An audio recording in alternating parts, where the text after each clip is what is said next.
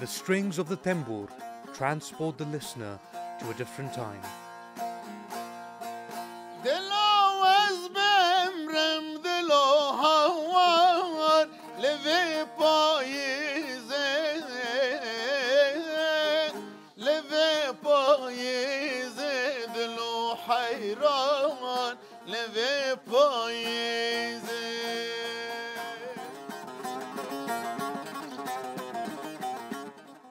The voice competes with a heavy heart when all hope is lost.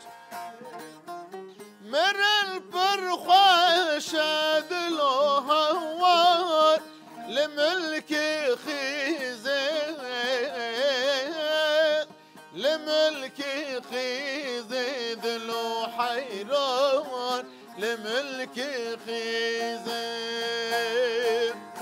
The song tells of suffering and loss, an experience the Kurds know all too well. They were stripped of their identity and language at the start of the Turkish Republic, with an ethno-Turkish identity imposed on them.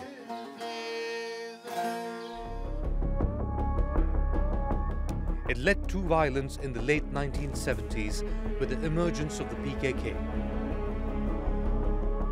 The outlawed group unleashed a wave of terrorism in which at least 40,000 people died.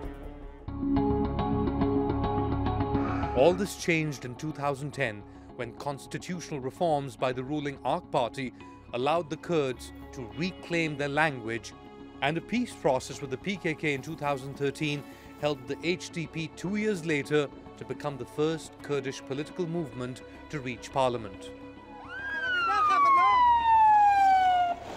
But that year the PKK pulled out of the peace process, ending the HDP's political resurgence. Now the HDP's leaders, including its presidential candidate Selahattin Demirtas, is in prison, accused of supporting the PKK's terrorism.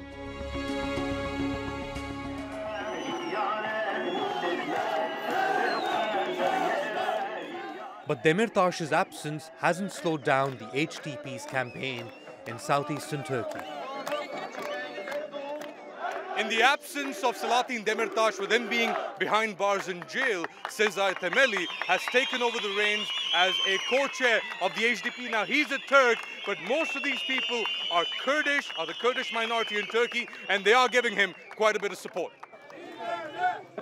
I asked Temeli how he saw his role as someone from the ethnic Turkish majority leading the pro-Kurdish HDP. We are Turkey's party. Our power is all across Turkey, in the streets, in the neighborhoods. We've boosted our fight for Turkey's democracy and peace, and we'll keep boosting.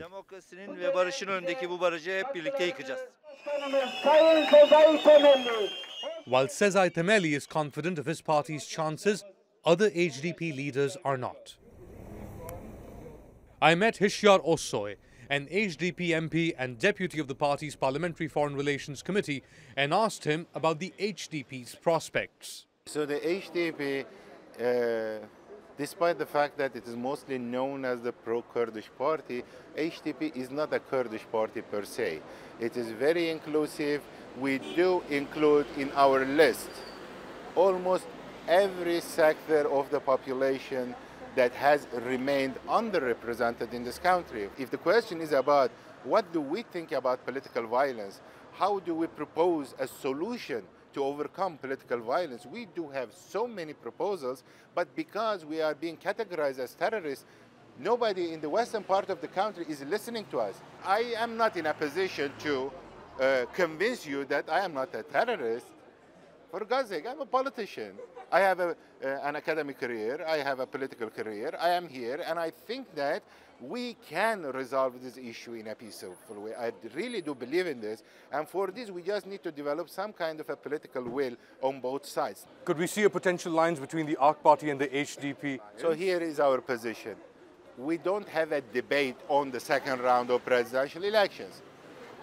Maybe President Erdogan will win in the first round.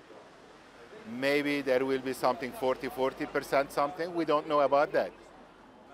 Right after the first round, if there is a second round, we will gather and think about it. And then we will be listening to those two candidates, what they are proposing to the people of Turkey. So it's not a done deal. So we haven't decided on supporting this or that candidate. The Kurdish question and the fate of the HDP's election bid is a topic of heated debate at this tea shop in Diyarbakir. Between card games, the patrons argue politics.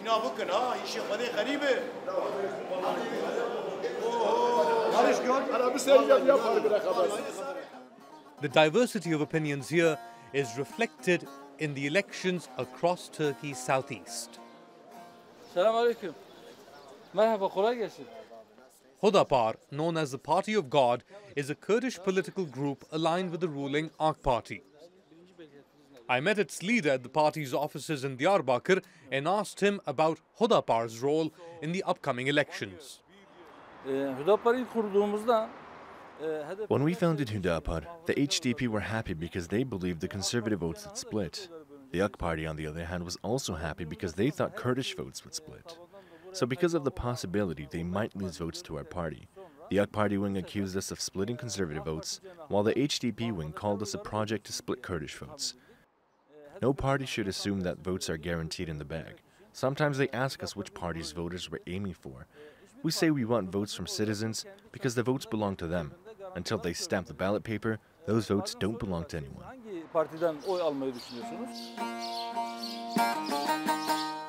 It's hard to find consensus on any election-related issue in Diyarbakir.